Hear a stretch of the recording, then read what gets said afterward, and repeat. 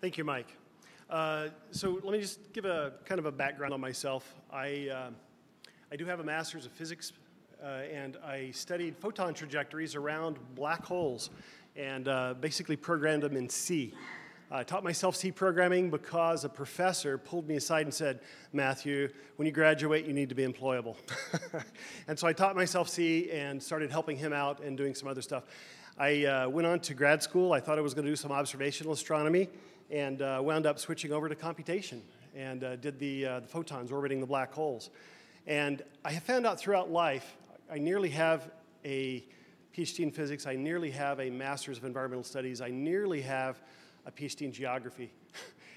And every time I realized I was always gravitating back to computing. Duh!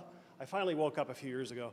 And so now I aim my life and career at computing. And does the camera track me, or do I need to stand here? All right. The camera's not going to follow me because I'm going to wander around. I used to teach in planetariums, and I'm always out walking around the planetarium when I do that. So, yeah, so at this point, I'm working at Paycom, and I've been there since last July, and it's a career shift for me. I was ready for something different, and I've jumped into application security. And before I did this, I had absolutely no clue how deep the rabbit hole went. And all I can say with 6 months experience is that if you're not actively pursuing your own personal security and your institutional security, you will very likely be hacked. It is insanely easy. Yeah, interesting. And it's a huge field. It's growing rapidly. Expected that there will not be enough people to fill all the boots that are needed to maintain security. So I wanted to, I was invited to give this talk, and I appreciate it. It helps me solidify my thoughts, figure out how to explain things clearly, and then I always know it better afterwards. So I'm really glad that I got to do this. So thank you, Kimberly. And I wanted to do some Python programming that would basically reflect the stuff that I've been doing for the last 6 months. So this is an XKCD comic. And when you, let me quickly throw up okay, right here. Matt Collier is the name. Title of today's show is I Spy with MySQLi. And the GitHub repo that has this code is out at mcstargazer/Bobby. So you can find the code that I'm going to be using here today. And inside that code and at that web page, there are links to this XKCD comic, to explanations about the comic, to how to approach security. Like I said, it's a huge, huge field. Okay, I'm just going to wander around. I'm not going to try anymore. If you are interested in security, go to OWASP, OWASP.org. I think it stands for the Open Web Application Security Project, something like that. And there's the OWASP Top 10. And now I'm not in focus, right? May have to just stand right here. OWASP Top 10 vulnerabilities. And year after year after year after year after year, injection remains the top vulnerability to web apps. And what injection is you basically feed an application a string. It's expecting maybe a username or maybe some sort of a code. And by putting special characters in it, you can trick the program into dropping the context of that string and dropping into another context. So maybe you're doing SQL and there's a simple name. If you can somehow trick it into stopping that particular query and starting another one, then you can tell the MySQL server what to do. And I will demonstrate here today basically dumping an entire table from a command, or just sticking something into a text box and sending it off to the server, and it will dump the entire table's contents. And additionally, I'm going to demonstrate Little Bobby tables. We'll actually destroy the table. And so Little Bobby tables is basically patterned after this comic right here. It's gone world famous. There's even a website. I forget exactly what it's called. It is in the GitHub repo as a link that you can follow. And this particular website is basically called Bobby Tables, and you can choose your language, and it will show you how to start to mitigate the SQL injection risk with your particular language. And there is a Python page as well at that website. All right, any questions before we get going? All right. We'll put the comic away.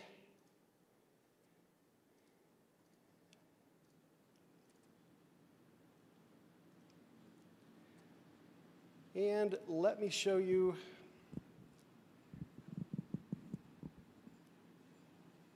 I've got a Control-C down here in the shell and show you where I'm at. So I've got a directory, desktop, the app.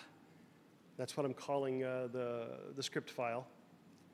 And if I take a look at the contents, I've got a creds subdirectory.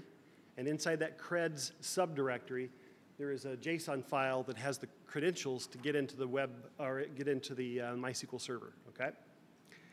I've got an environment.yaml file. This YAML file contains all the information that basically details my Python environment. So if you want to try to download this and replicate it, you'd need a similar environment to what I've got. And the YAML file will explain it to you. And then we got the app.py. That's the actual script. So I used Cherry Py as the Python module. It's a third-party module. Installed it with Conda.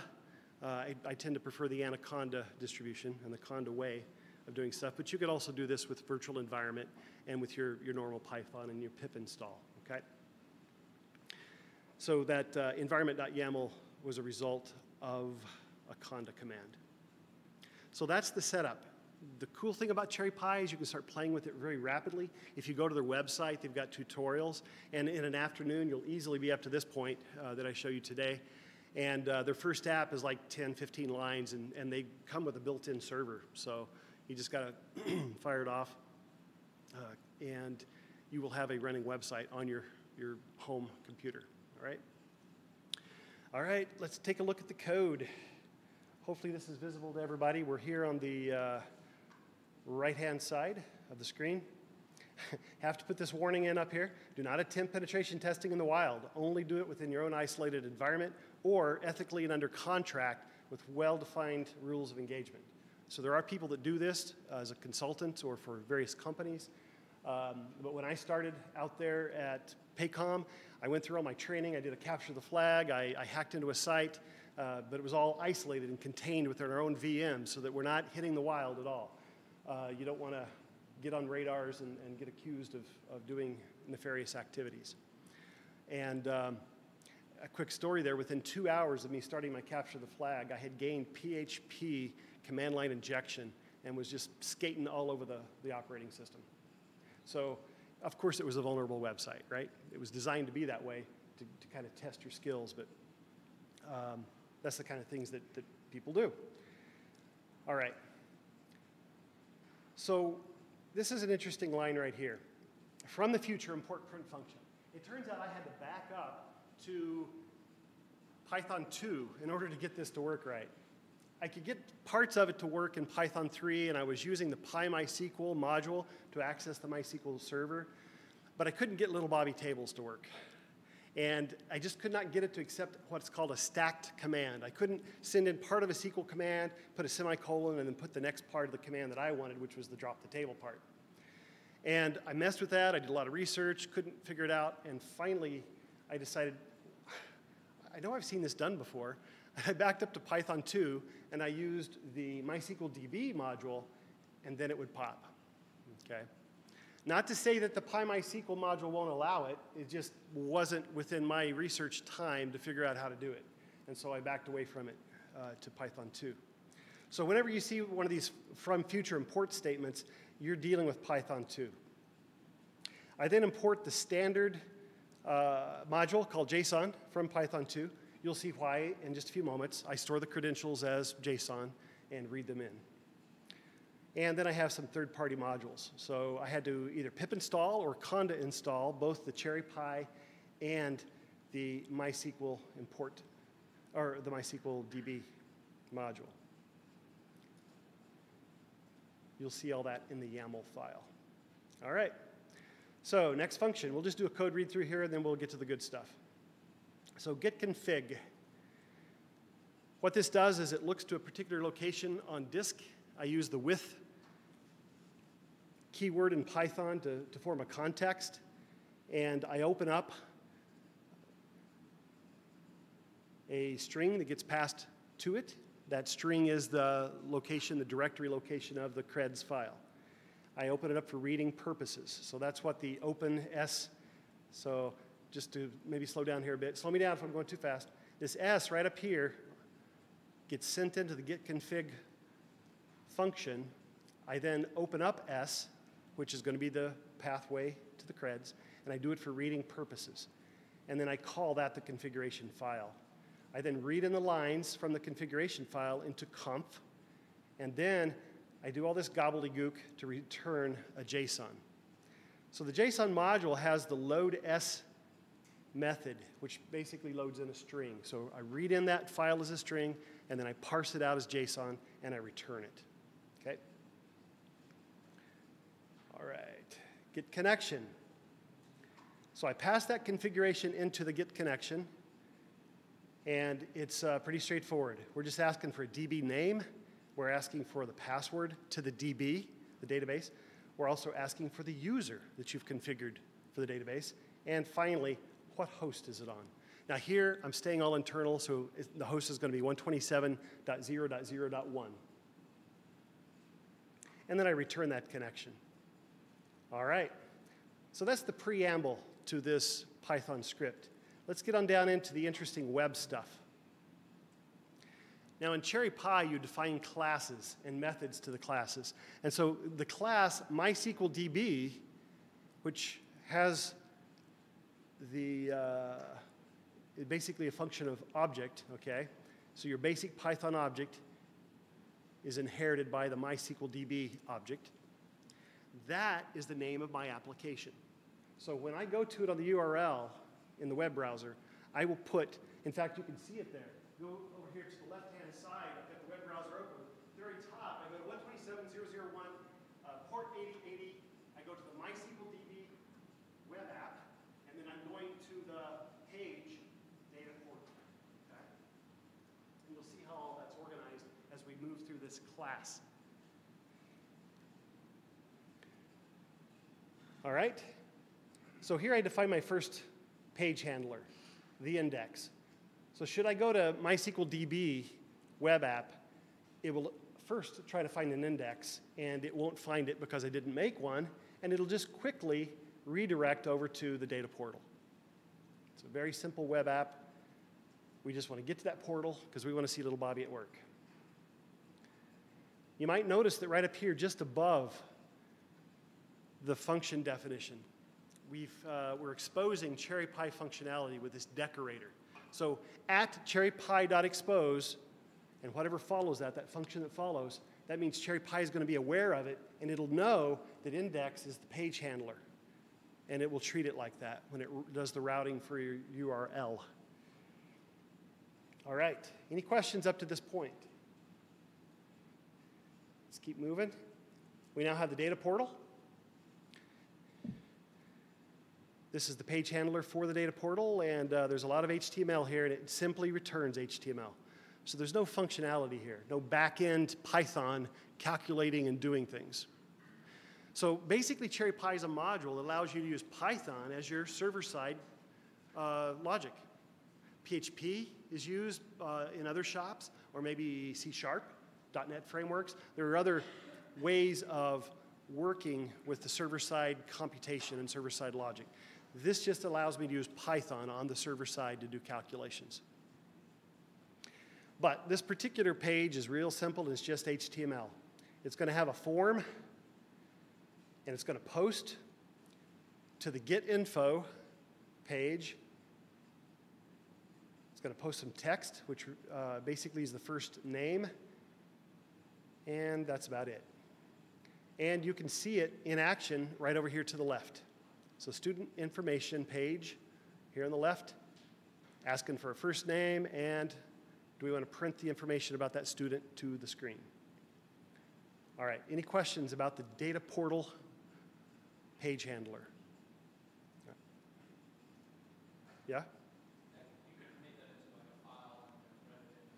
You could, yes.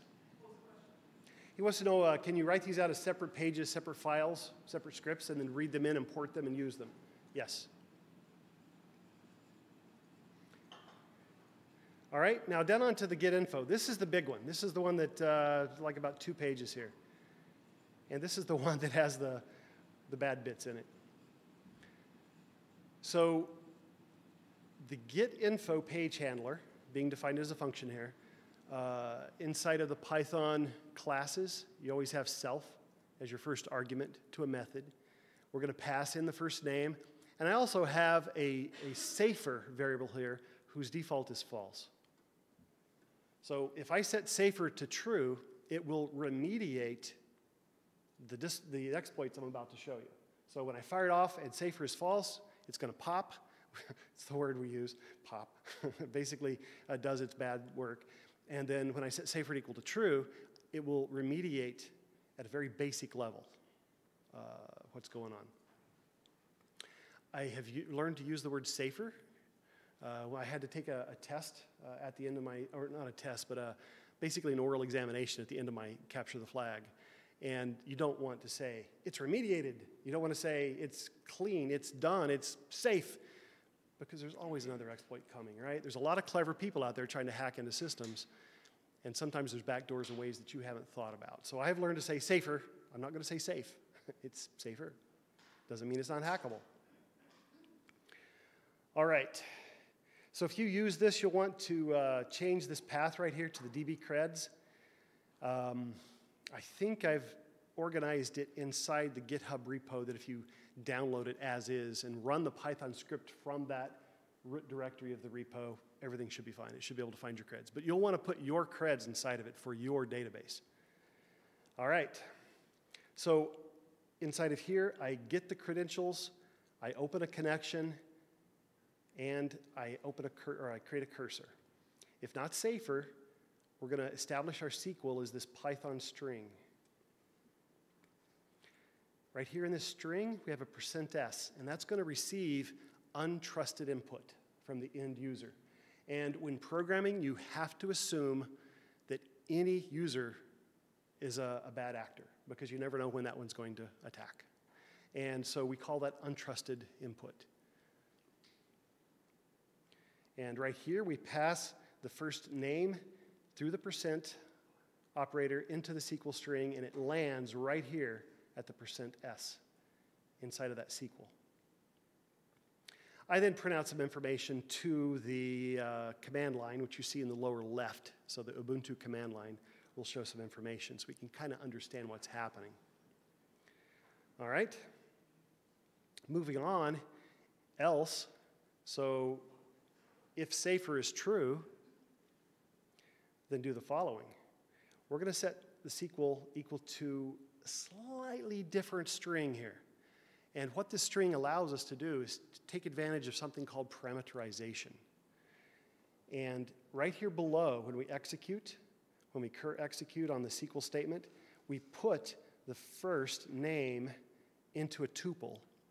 And the execute function is smart enough to treat whatever that untrusted input was as a string and only as a string. Okay? And that way it doesn't get accidentally interpreted as a SQL command and trash your database. Once again, I print out some information to the screen over here in the lower left-hand corner so that you can kind of see what's happening. All right. Moving on down here. We fetch the results and we close the connection.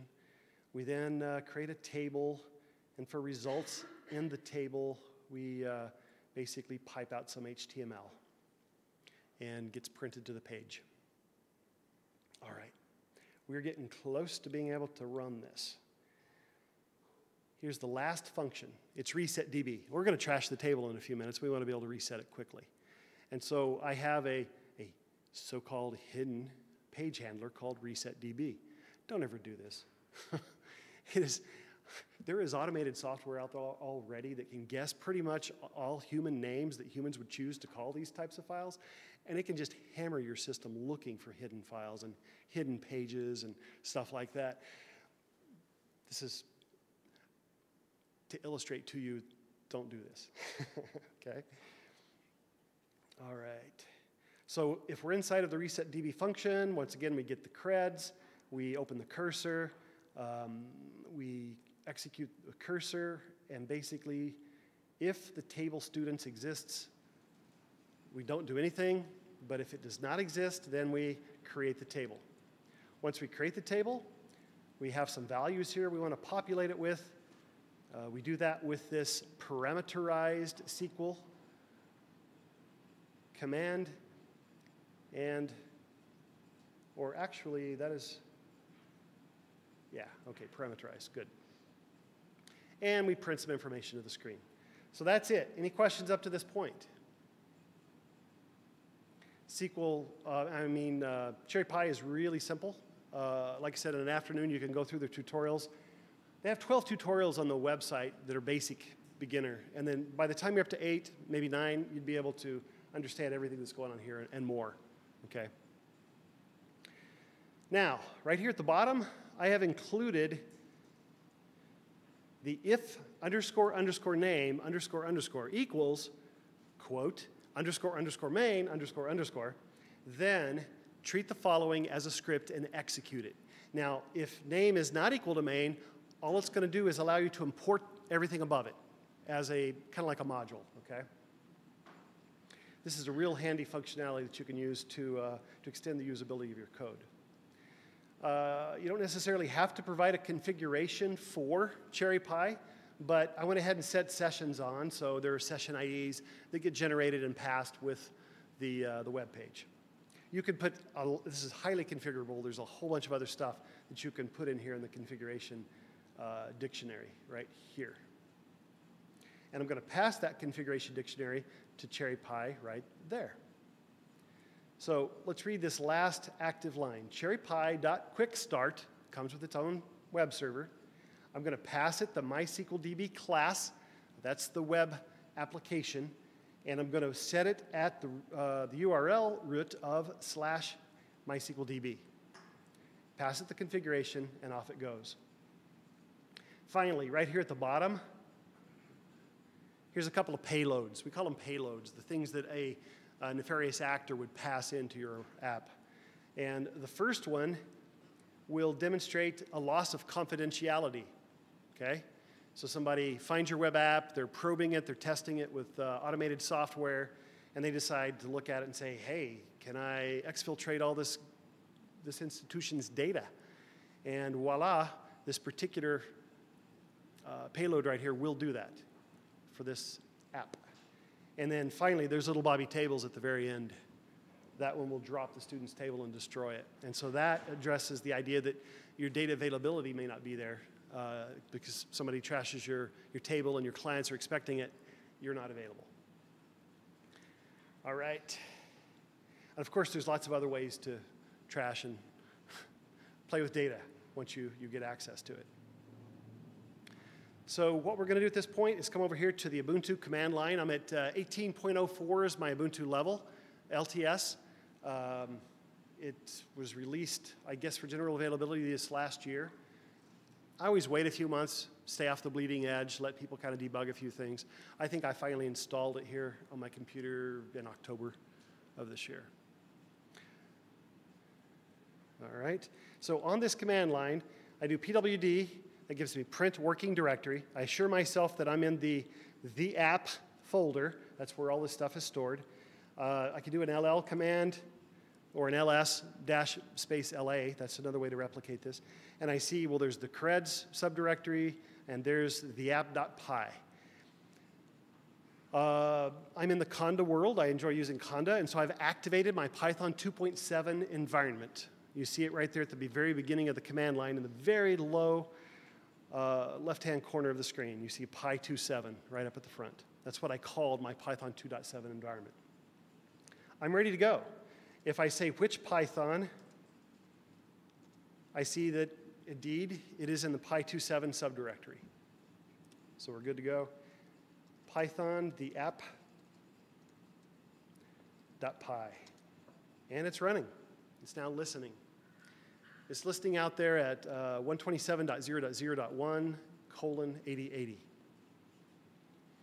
So let's come up here and play around with it just a little bit. If I just put in the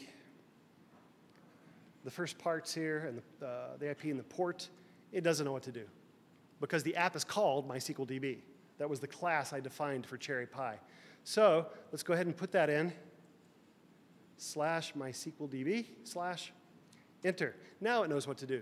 It hits the index page handler, and the index page handler immediately redirects to the data portal. You can see data portal right there on the URL. Now, if I want to look up a student's information, say Robert, there it is. His ID is 7. His first name is Robert. His last name is Tables. And the info that the school has gathered about it is watch out for the mom. She is an expert hacker and winds up teaching the school a lesson. Let's put it that way. Okay. So at this point, let's put in the other payload, the first one here, data confidentiality, and I'll explain to you what's happening.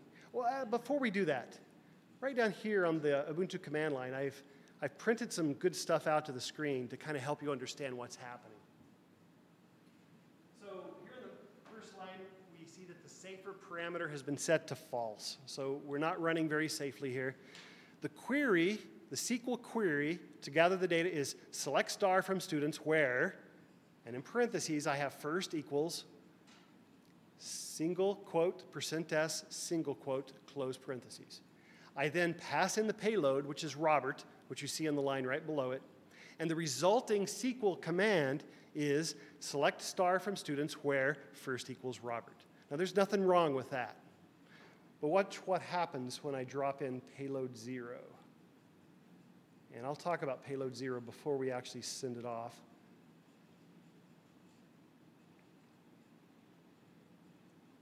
So there's payload 0. What we're going to do is when that string gets in there, it's going to close off the Robert first name with a single tick. And then it's going to say, or 1 equals 1. Well, that's always true. It's going to grab everything in the database table. And then I'm going to close the command with a semicolon and a space and a double dash and a space. And I like to put a hashtag at the end. And the reason is to remind me to put the space at the end of the dash dash, because if you don't put the space at the end of the dash dash, it won't be treated as a comment.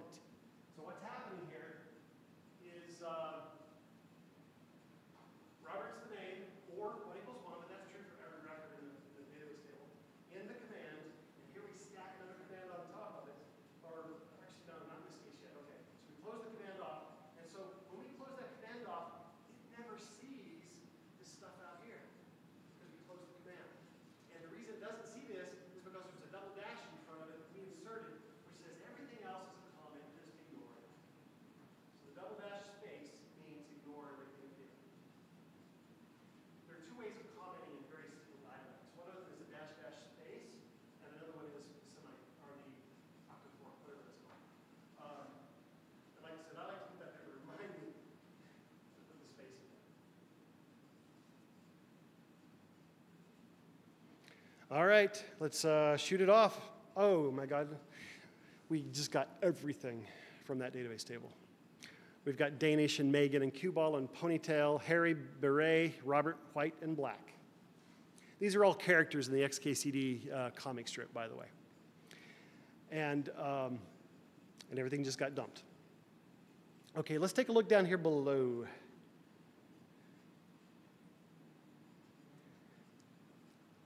The explanation of what's going on. We have safer set to false. We have the same first query, but the payload is different. And when we drop that payload into the %s, you see that the first tick at the %s is the same. And then this stuff gets put in. Actually, it's not quite right. That double quotes aren't supposed to be there. Sorry about that. This isn't actually it. So we've got Robert or 1 equals 1, semicolon, dash dash. And then after that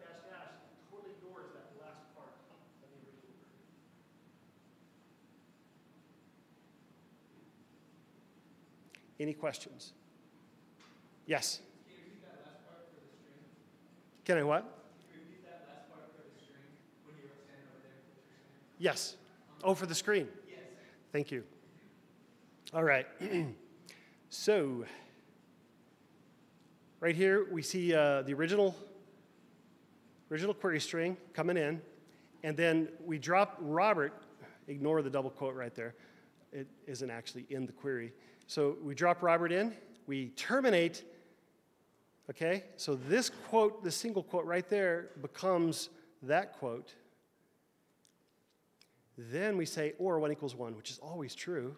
We close the parenthesis, we close the command, and then we say everything else, just ignore it, it's a comment.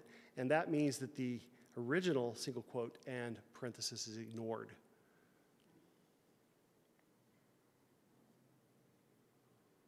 Any questions?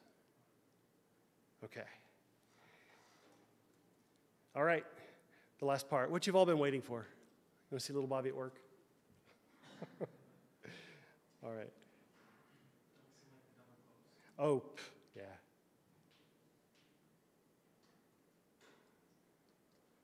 All right, we return to data. Uh-huh. No, I just set those as variables for Python just for convenience. What was the question? He's wondering, do we need to set it to payload 2 or... His question was, do you need to know the name of the table in order to run it? That's your Oh, yes, yes. There are automatable ways of doing it.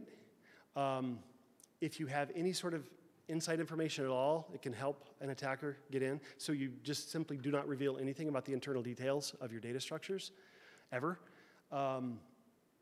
Additionally, this is really simplistic, okay?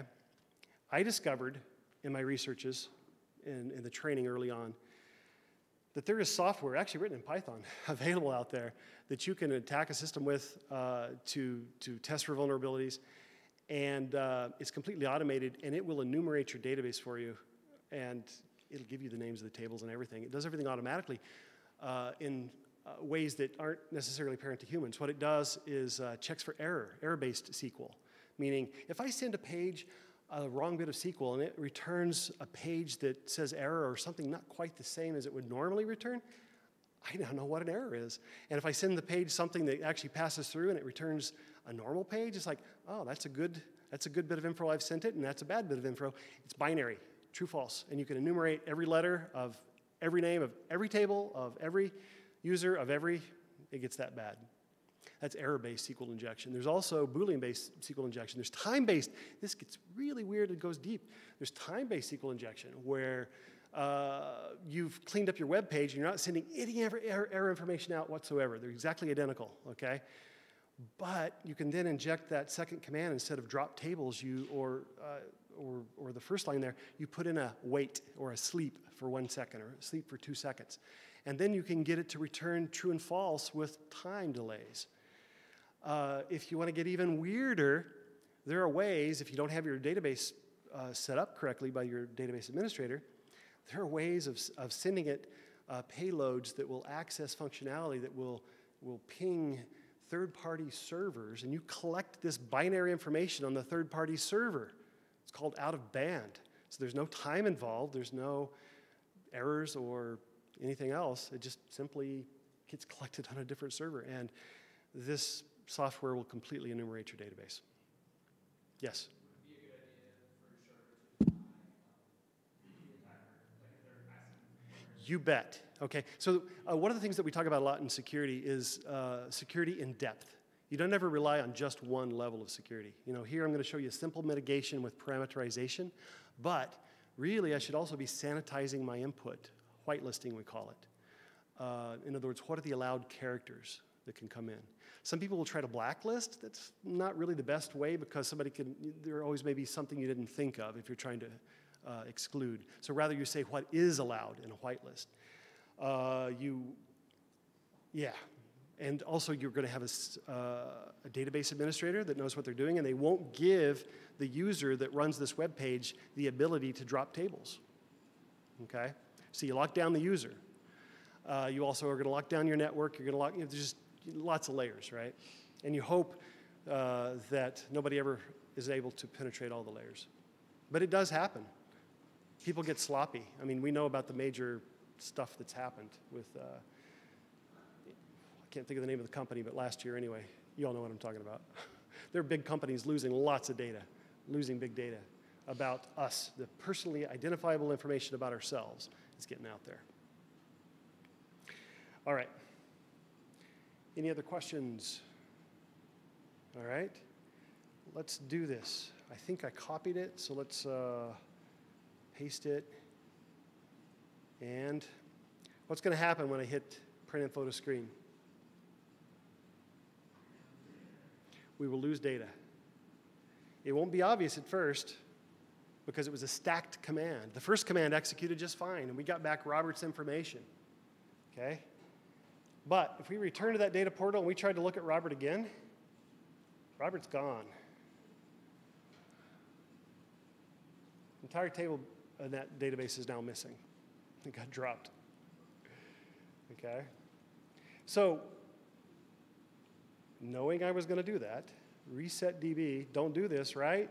Secret administrative page, database has been initialized and or reset. Don't tell anybody how clever I am. No.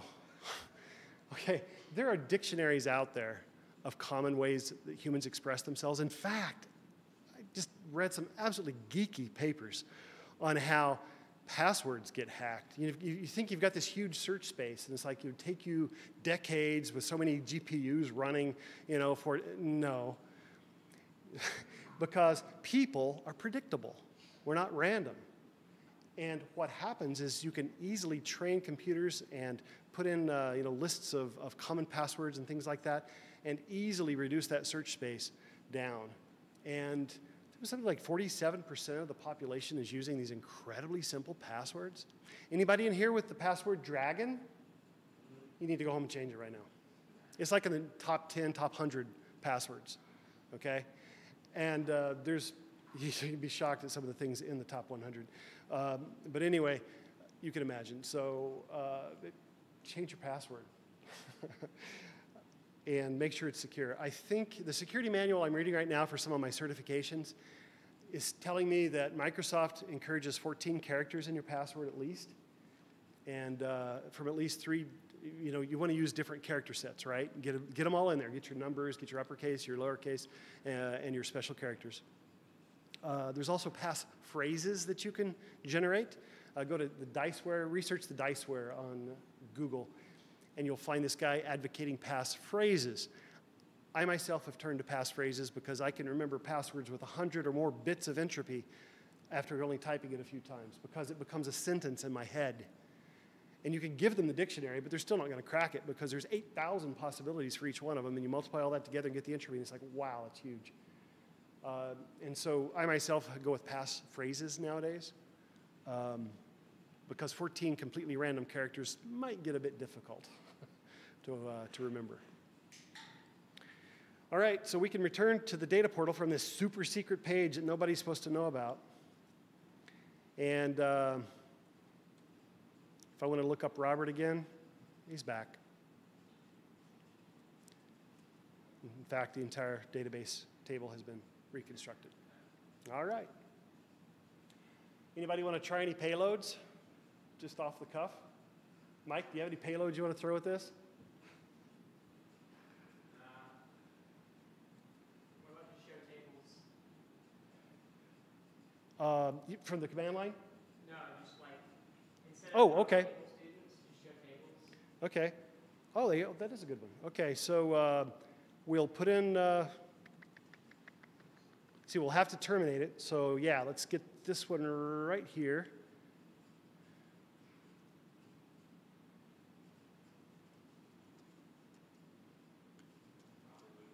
Does that look right? Okay. Nah. Yeah,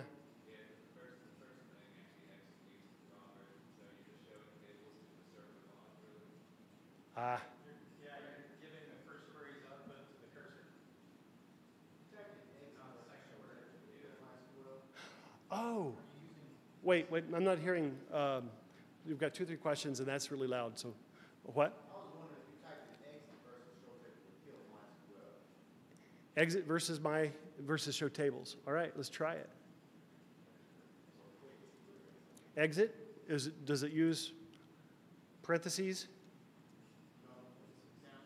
No? Like that. All right, let's do it and see what happens. Oh, something maybe. Well, we'll see. Let's return and see if we can pick up Robert again. Nope. Is your MySQL able to hit REST endpoints? I don't know. But that's the type of thing that you could do, is you could tell it to go look for something else. Right, and You you can just bet. to an IRC channel. You bet. And then you could do show tables with the output going to IRC or wherever that would be. Yes. You can change the information to on the script, like changing body tables, info. Okay, so here's a point. I researched this to the end of my research time. I tried to do an update. So I've demonstrated confidentiality breach and availability breach. I tried to do integrity, exactly what you said, change the data where it's doesn't mean the same thing that it used to mean. And I couldn't get it to pop. So basically I tried, I'll show you what I tried. Tried a stacked command, and maybe one of you all in the room here can figure it out. So I did an update. Let's see if I get this right. Update students set first equal to Bob, where first equals Robert. Maybe something like that? We'll let you look at it for a minute here, and we'll see if we can make it work.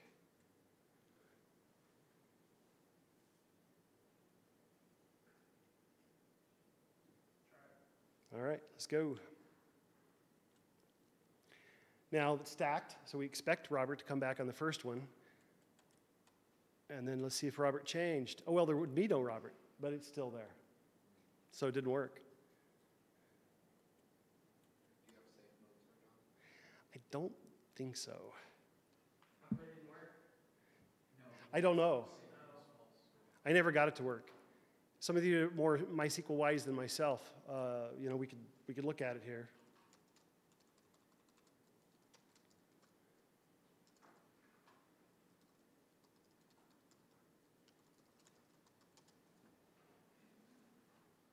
If there's any command you want me to execute to look at stuff, just let me know. I'm an intermediate user of MySQL. We can puzzle on this for a few minutes till you're tired, and then there's more food over there. Why does running MySQL require sudo? In this case, I forgot what my password was for the root user, and he was talking about maybe some commands to reset things, and I would need sudo for it. Do you have grant all permissions set on the user for updates?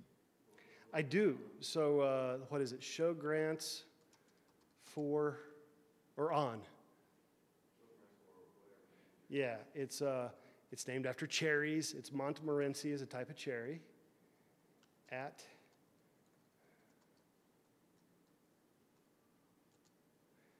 I've got update set.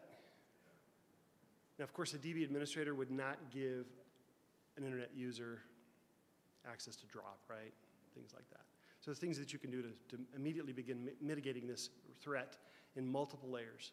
But surprisingly, this stuff still exists. It's still the top of the OWASP top 10 list. And this is why I wanted to give this talk. I was very naive about security. I thought I was safe. I tried to practice safe programming. I had no clue how deep it goes.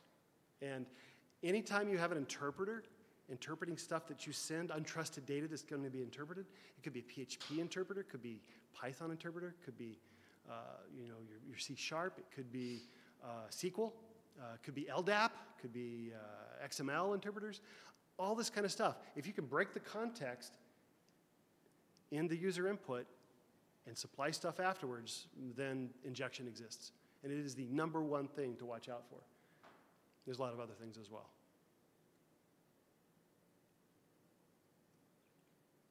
All right. This Python library takes care of all of the injection risk for you? I will not claim that. Oh, and maybe you want to see one thing that we haven't done here yet is actually show the mitigation. All right, so let's come back over here to the app.py. And right here, here's the block of code. Here's the unsafe block, and here's the safer block. And to activate it, I simply need to set safer equal to true. When I do that, you'll see the Ubuntu shell in the lower left-hand corner realize that the file was resaved, and it will restart the server. So let me set that equal to true, and let me do the save. And now if I try to do this drop tables, I don't get anything back, because it forced that entire malicious command to be interpreted as a string, and there is no user called blah, blah, blah, blah, drop tables. You didn't get the call on any, or was that just part of it? That's part of the output, yeah. And I can also come back here and show you that this one, which breached data confidentiality, it also got remediated by that one thing. I'm not saying that that is the best or the only thing you should do. It's just for demo purposes. And then, of course, we go back to Robert, and we're back to normal functionality,